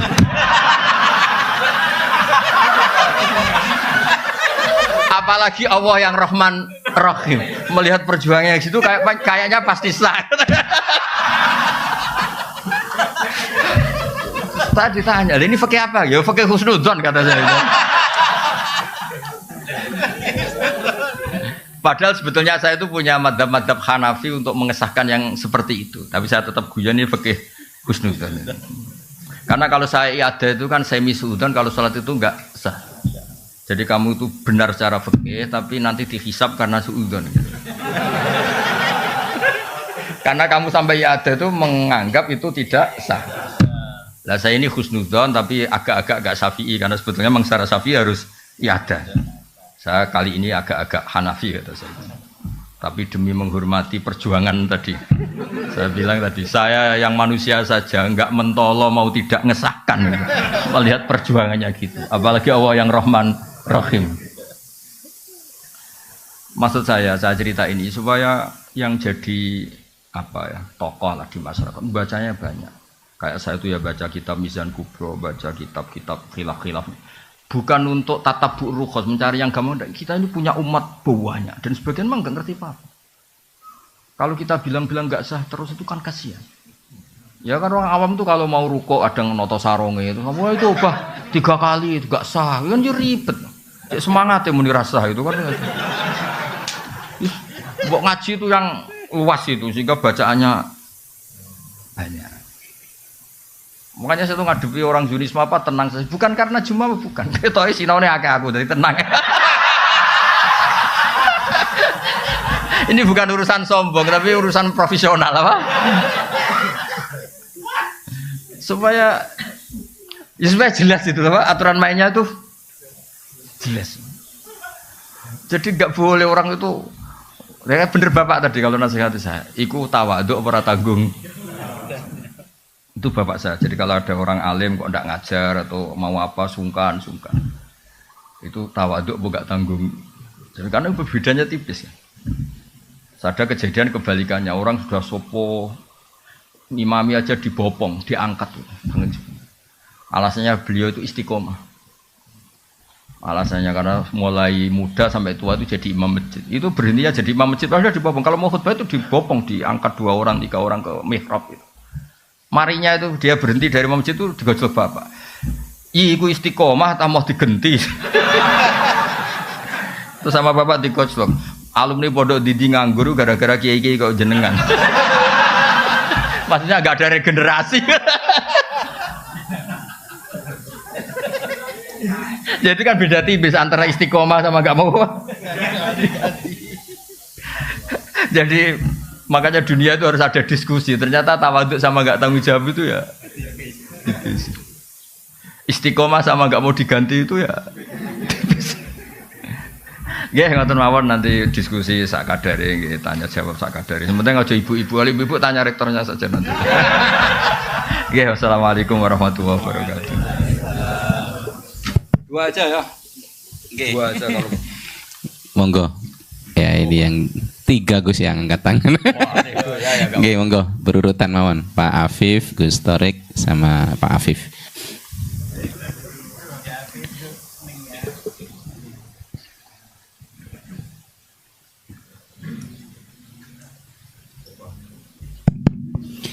Ya, bismillahirrahmanirrahim. Matur suwun atas waktu yang diberikan. Ada 2 pertanyaan, Gus. Loh, belum bisa korupsi ini. Kok enggak 4 sekalian? Yang pertama terkait dengan penafsiran ayat mengenai Inna fatahna laka fatham mubina, tentang pentingnya kekuatan untuk bisa mengawal kebenaran. Tapi sampean percaya tuh sama kitab itu? Injih. Oh ya udah percaya dulu jangan nanti aja, penting percaya dulu. Iya. Dan dikaitkan dengan hadis Rasulullah, al-mu'minul qawi khairun wa habbu ilallah minal mu'minid dhaif. Ini kaitannya dengan qadhiyah Palestina sekarang niki. Di mana sudah setahun lebih ini kan tertindas dan ada wacana untuk kemerdekaan Palestina ya, tapi dengan beberapa syarat ya. Di mana di sana ada 2 faksi, ada faksi Fatah yang lebih memilih jalur diplomasi dengan Israel dan juga Hamas yang lebih memilih untuk mukawamah. Ya. Nah,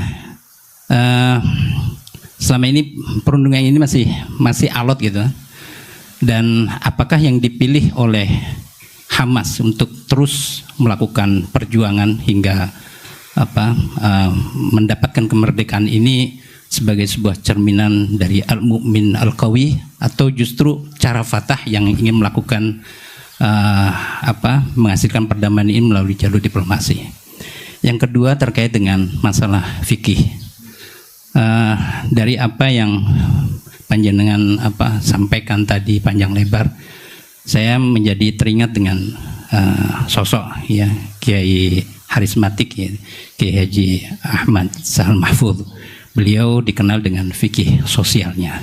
Dan tadi kalau berbicara tentang asbab nuzul mengenai surah Mujadilah itu kan menarik sekali ya. Jadi ada semacam perubahan ya hukum ya yang dari awalnya itu tidak boleh menjadi boleh ya. Nah, kalau kita kaitkan dengan fenomena sekarang ini, kita juga mengenal ada yang disebut dengan fikih progresif ya. Jadi apakah memungkinkan ya dengan kondisi real di masyarakat sekarang ini ketetapan-ketetapan hukum itu yang sudah ditetapkan dalam Al-Quran bisa berubah ya secara hukum dengan menyesuaikan kondisi di masyarakat? Bukankah tadi dari asbabun nuzul ini ya kemudian ditetapkan dan itu menjadi syariah? Nah, apakah syariah itu sesuatu yang tetap atau memungkinkan untuk bisa berubah dari yang halal menjadi haram ya, misalkan dari yang makruh menjadi dan sebagainya? Saya bisa jadi mahasiswa. Gak mau kalau contohnya. Ya, matur suwun Gus. Dua pertanyaan Gus. Ya. Yang kedua monggo Gus Torik biar berurutan. Assalamualaikum warahmatullahi wabarakatuh. Ini namanya siapa tadi? Afif. Pak Afif. Afifullah atau Afifuddin? Afifullah. Nggih. Mohon izin Kiai mau bertanya. Awalnya banyak pertanyaan tapi takut dianggap korupsi jadi satu mawon insyaallah. Jelas korupsi itu Bang. Nggih. Karena Universitas Islam Malang itu ada Islamnya, maka biasanya ngomongnya sama rektor. Ada banyak sekali kajian-kajian fikih di dalamnya. Dan dalam kajian fikih kami itu ada kajian fikih as'ilah farodiyah. Jadi segala macam persoalan yang diawali dengan huruf lau, andai gini gitu. Teringat tadi ada kisahnya Handolah, kemudian ada yang ini jima dan lain sebagainya. Ada satu soal farodi yang mungkin niki kami butuh pencerahan dari Bapak Kiai. Butuh pengkhayalan kamu. Mboten. Jadi Kanjeng Nabi niku dawuh wa fi bud'i ahadikum shadaqah. Jadi kalau mau sedekah itu enggak harus pakai uang, bahkan memberi nafkah batin kepada istri itu juga termasuk ibadah sedekah ngoten. Istrinya mau ya. Oke. Nah, ada soal farodhi niku ngenten. Itu kan ngasih nafkah batin ke istri kan ibadah. Kemudian mendengarkan rekaman. Ya, kalau istrinya nolak berarti nolak ibadah itu maksud tahu. Mboten. Kalau farodhinya ngenten Yai. Ngasih ibadah, ngasih nafkah batin kepada istri itu ibadah. Nah, kemudian mendengarkan murotal kaset itu juga ibadah. Kalau saya memberikan nafkah batin sambil mendengarkan murotal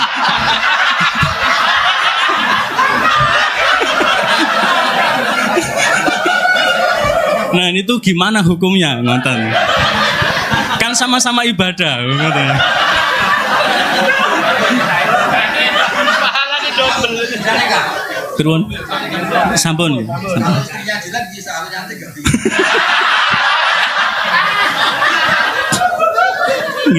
Kemudian sub pertanyaannya lagi, apakah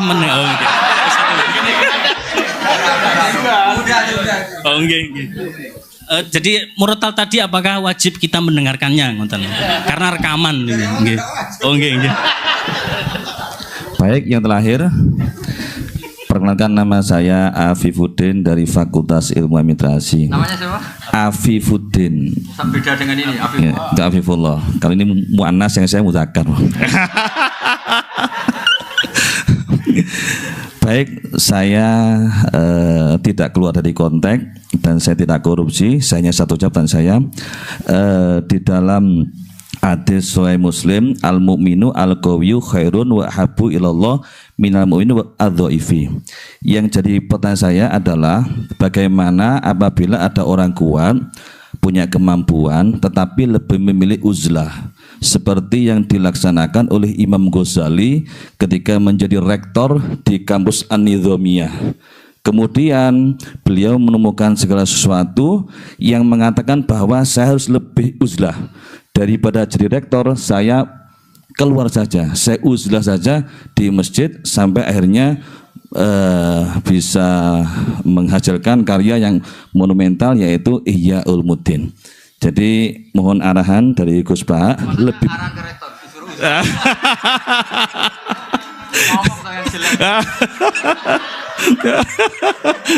Maksudnya ini uzlah, kamu yang rektor. Mohon arahnya Gus, antara uzlah dengan menjaga kekuatan itu lebih bagus mana? Terima kasih. Begini ya, sesuai kaidah ilmu wala taqfu ma laysa laka ilm ya. Dengerin dulu nih Mas Afifu. Sebetulnya masalah Mas Fatah itu setahu-tahunya kita itu lewat media. Saya ulang lagi, setahu-tahunya kita ini lewat media. Kita nggak tahu persisnya. Yang kita tahu hanya persisnya secara hukum kita harus bantu Palestina dengan segala cara, dan alhamdulillah Indonesia termasuk negara yang mulai zaman Pak Karno sampai sekarang selalu mengakui kemerdekaan Palestina. Tapi kalau pada level teknis membandingkan Hamas dengan Fatah, saya itu pernah punya buku tentang Yasir Arafat, ditulis wawancara, penulisnya itu wawancara dengan Yasir Arafat. Kalau baca itu seakan-akan yang masuk akal ya Fatah lewat diplomasi. Tapi melihat sekarang Israel begitu seakan-akan Hamas yang masuk akal. Tapi saya ulang lagi, hal-hal seperti itu setahu-tahunya kita tetap lewat media. Itu kan sama dengan fenomena ormas-ormas keras di seluruh dunia. Kadang-kadang nyun sewu ada penumpang gelapnya yang sedang nggak suka pejabat yang sedang jabat. Jadi tidak, ini bukan urusan sudon dan sudon, sama-sama acak secara ilmu itu potensi itu ada.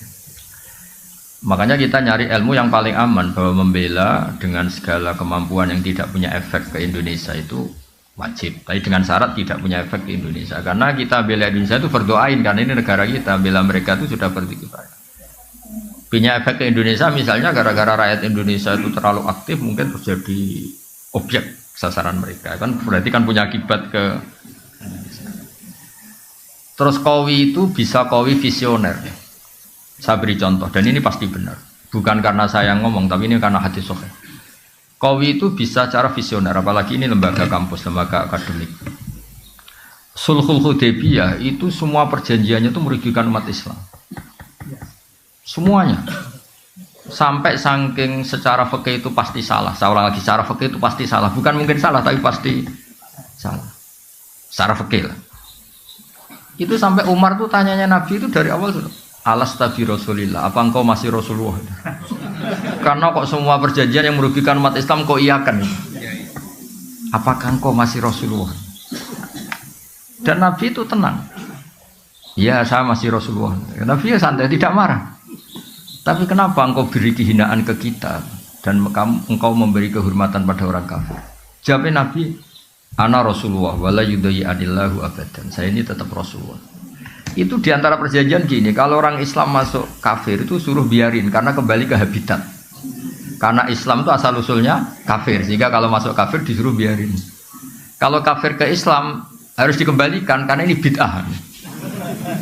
Loh betul, Abu Jahal kalau ngistilahkan Islam itu ila dinin mubtada'in, agama yang apa? Bid'ah. Semua itu merugikan umat Islam.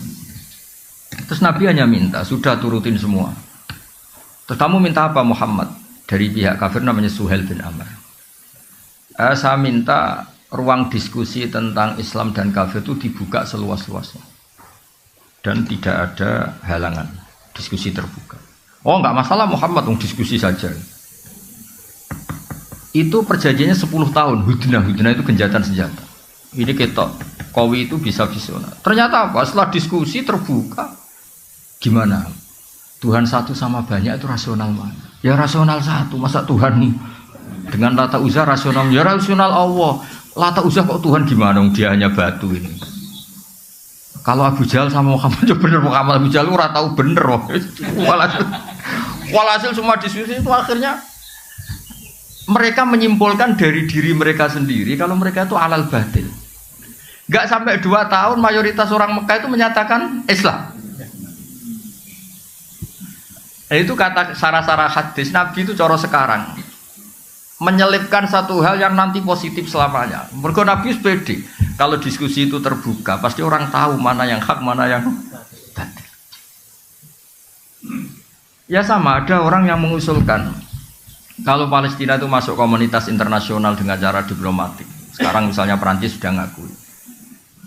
Dunia itu pasti menolak kebiadaban. Soal waktunya terserah Allah, tapi tetap trennya itu menolak kebiadaban.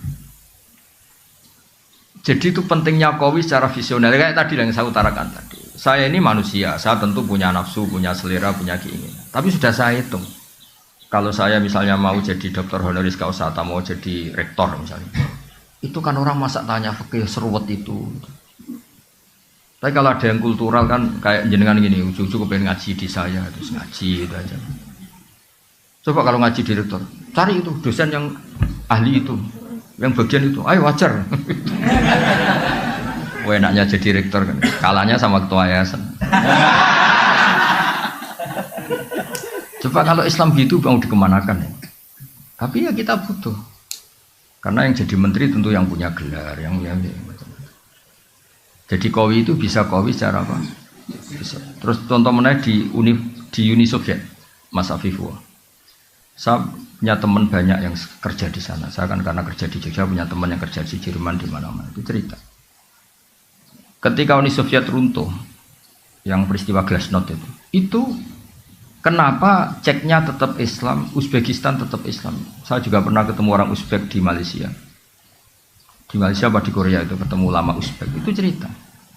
Mereka tuh punya ruang-ruang di bawah tanah untuk ngajari anak-anaknya tauhid. Sehingga ketika secara lahir itu komunis ateis, sebenarnya mereka itu punya tauhid. Maka ketika keluar dari Uni Soviet, itu tauhid gak pernah hilang.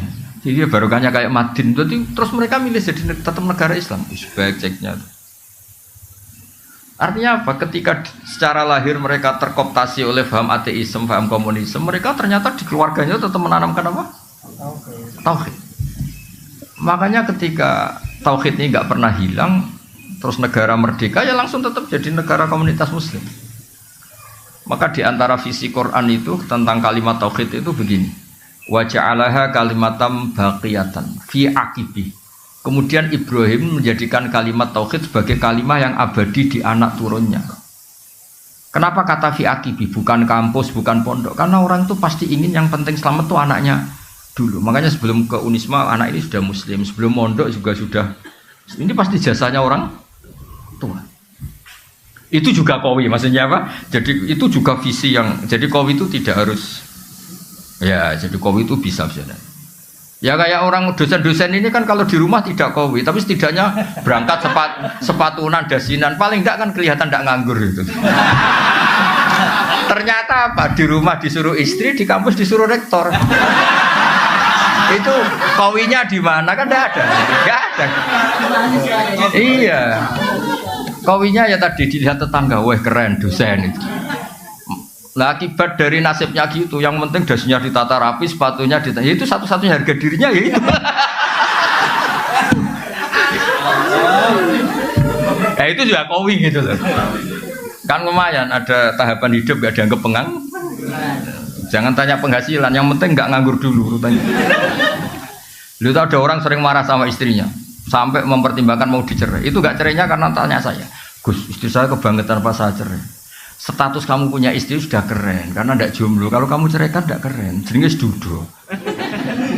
Yo, tangan-tangan tetap untung. Tangan-tangan punya istri tetap untung. Karena di duduk ya ora kepenak kata saya.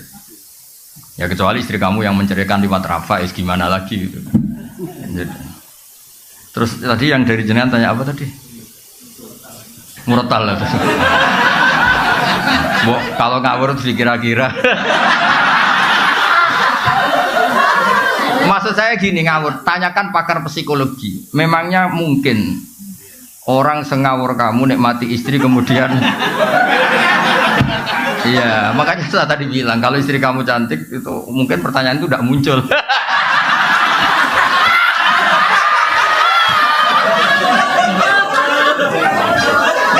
karena sambil kecewa makanya sambil bisa mendengarkan. Ya kan karena sambil kecewa makanya sambil bisa mendengarkan. Tapi kalau all out nggak bisa ya. Ya makanya pertanyaan tadi itu kadang-kadang ngawur itu ya penting. Jadi itu kan sebetulnya hadis itu bukan untuk tadi untuk fardiyah tadi untuk pengandian itu. Bukan untuk pengandian. Nabi itu ingin semua kebaikan itu sebenarnya mudah. Keseharian kamu itu sudah ibadah. Termasuk ngumpulin apa? Istri. Tadi itu Nabi itu hanya ingin cerita tentang betapa mudahnya masuk surga. Makanya saya itu termasuk kiai yang menyetujui itu. Masuk surga itu gampang. Saya sering bilang ke jamaah saya. Surga itu kan kamu sudah dikasih kuncinya, miftahul jannah la ilaha illallah. Neraka kamu tidak punya kuncinya kok bisa masuk. Harusnya orang itu nggak bisa masuk neraka karena nggak megang apa? Kuncinya. Kita ini kan hanya pegang kunci surga. Tapi ada orang kiai yang bantah, Gus mungkin neraka tanpa pintu. Jadi blang-bling saja. Terus saya bilang, tapi saya tidak tahu alamat neraka, saya tidak tahu. Yang saya tahu alamat surga. Makanya saya sampai sana. Kalau kamu mungkin tahunya alamat neraka, makanya kamu sampai sana. Ya kan jelas kan miftahul jannah. Orang sudah pegang kunci kan menang ayam sudah. Apalagi kita ya kan orang pesantren sering tahlilan, kuncinya banyak. Mau lipat pintu mana kan kita sering. Ya kan kita kan sering tahlilan itu kuncinya kan. Jadi Nabi itu di hadis wa fi buti ahadikum sadaqah itu Nabi ingin memberi contoh segampang itulah apa masuk surga. Terus yang tadi yang Abi Budin tanya apa? Bagaimana uzlah dengan ngomongnya sama rektor.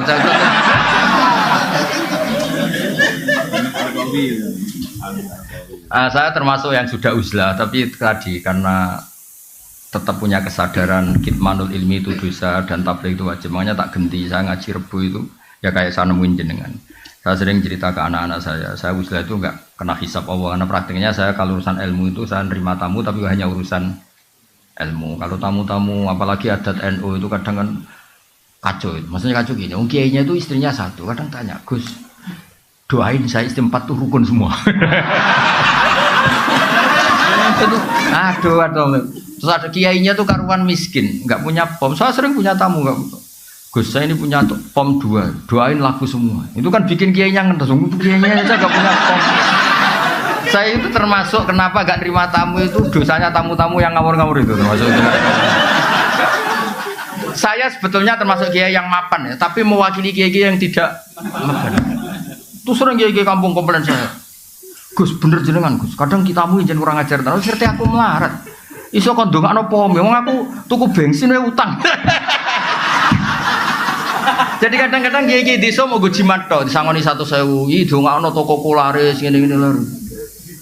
Itu kan pamer halus tuh, sebetulnya itu pamer. Jadi uzlah itu ya ada sebabnya, dipicu tadi kemarahan-kemarahan sama tamu-tamu itu.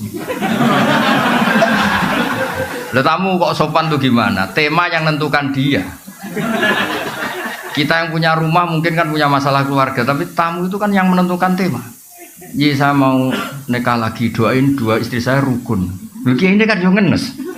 Kadang istri satu saja mendekati cerai kok ada orang. Kenapa?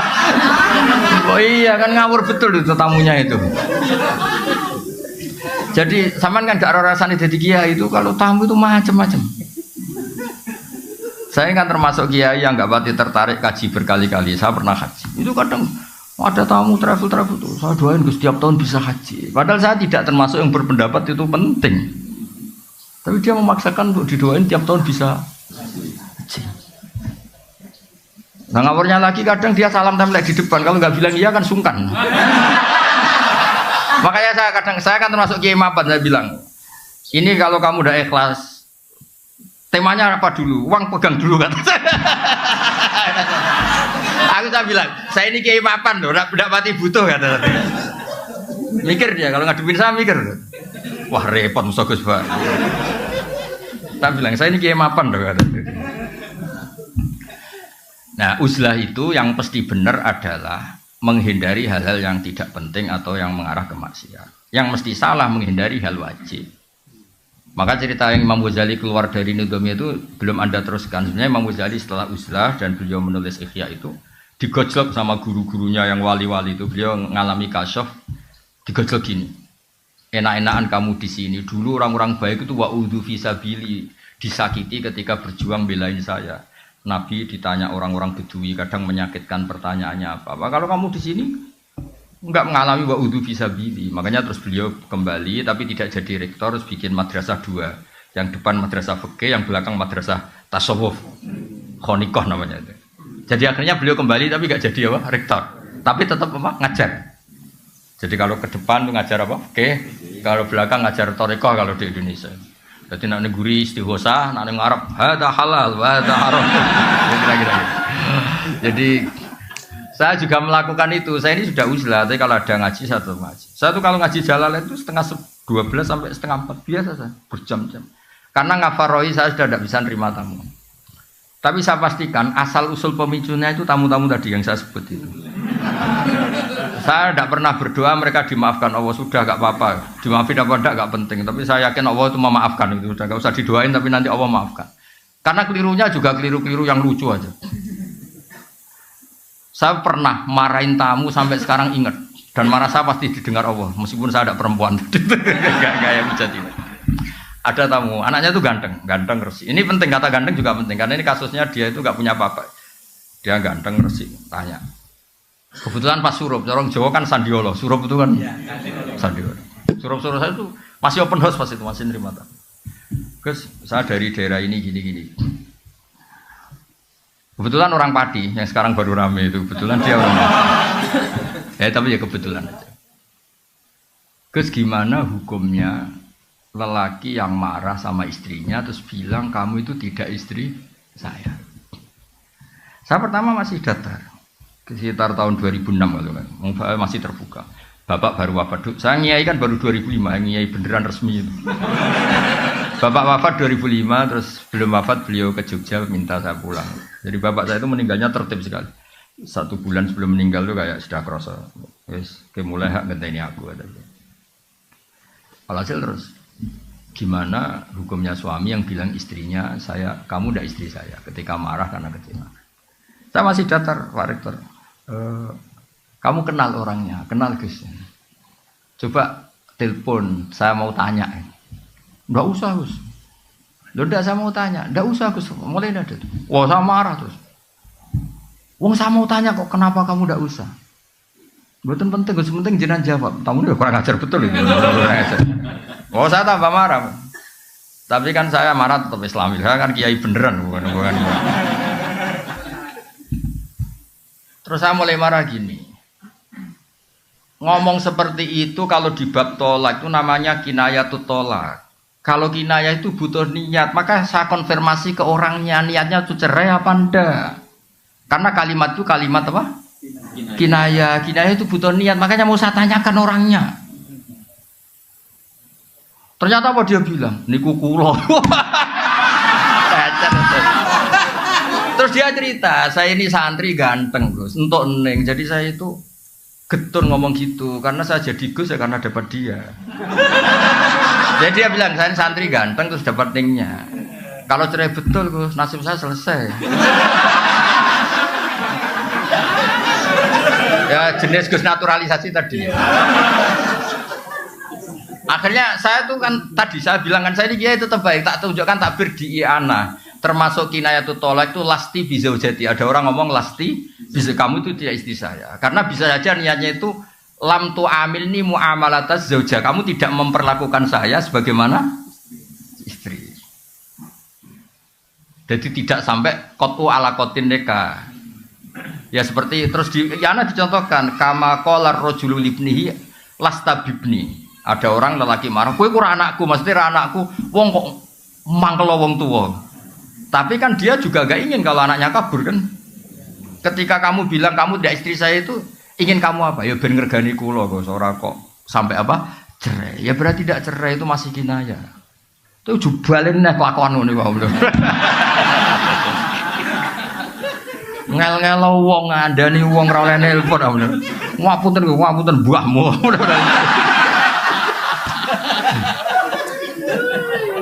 Sampai situ masih baik. Coba orangnya telepon, mau saya tanya. Karena ini urusan kinayah kan tahtaju ilan niyah.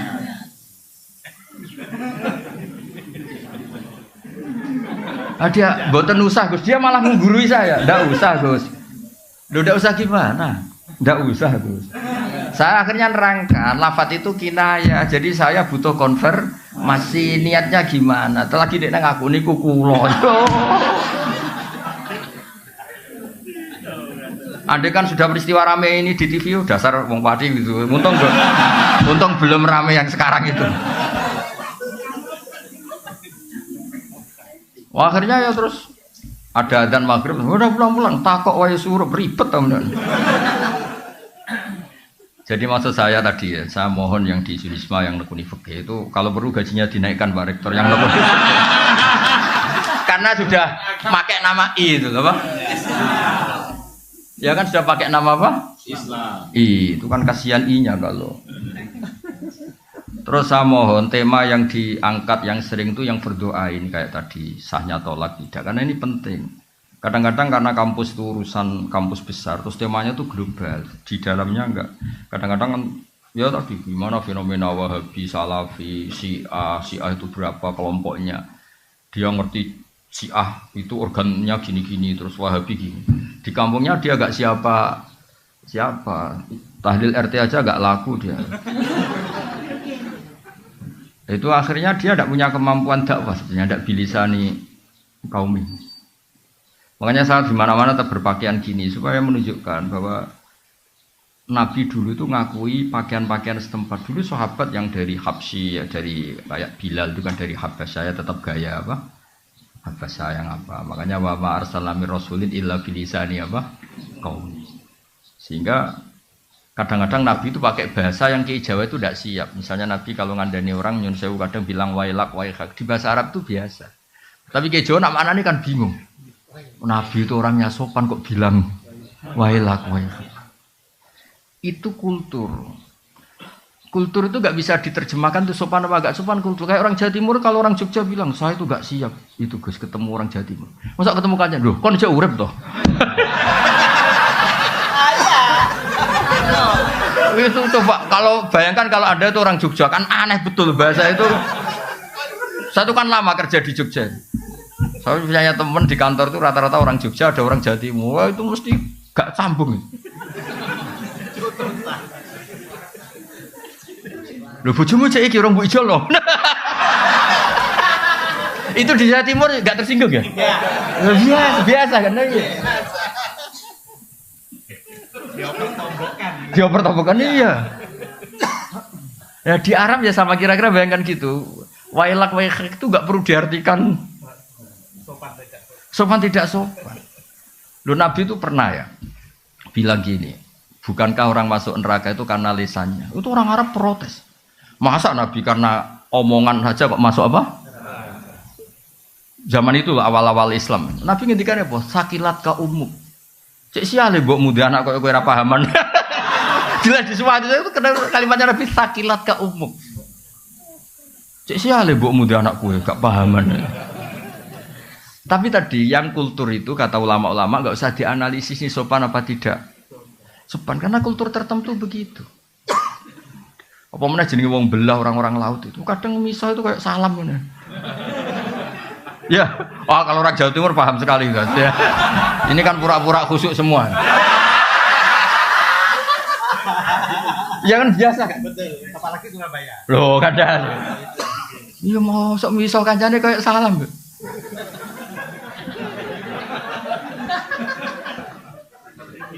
Loh. Iya kan? Makanya ini nekat tanya wafi buti ahadim itu kalau gak orang Jawa Timur gak mungkin. Itu kalau seminar di Jogja gak mungkin kan ada pertanyaan seperti ini. Gak mungkin. Loh saya kan sering ngisi di Jogja gak pernah ada pertanyaan senakal ini gak pernah. Jadi kultur itu iya makanya kalau tadi kenapa ada kata-kata fala ta'khudhu min syai'a, karena kultur Arab tuh ngasih mahar itu besar, sehingga kalau nikahnya 1 bulan merasa rugi harus ditarik kembali lah. Allah butuh menjelaskan jangan, karena adatnya besar dan akhirnya ingin menarik. Andai kan Quran turun di Jawa gak ada ayat itu. Iya kan kepikiran aja ndak. Iya seperangkat alat. Udah gitu belinya di pasar ya. Aduh, mau bungkusnya tok yang mewah itu. Ya jadi itu termasuk, saya mohon ini Pak Rektor yang ngurus agama itu gajinya dinaikin itu, kalau enggak kasihan itu sudah. Karena pengalaman di beberapa kampus Islam itu, fakultas agama itu kan biasanya kecil karena mahasiswanya sedikit, atau itu disubsidi sama kedokteran ekonomi. Akhirnya itu lucu, yang ahli agama tawaduk sama yang tidak ahli agama. Loh, ngaku aja kan gitu. Saya itu kan lama kerja di Jogja, jadi tahu betul kayak gitu tuh. Iya, itu nyata apa teori itu? Enggak, itu nyata apa teori? Jadi yang istilahnya apa kalau di Unisba? VAI apa? PAI. Oh besar, alhamdulillah. Ya itu harus itu. Bilangin aja, ini yang mewakili I. Gitu.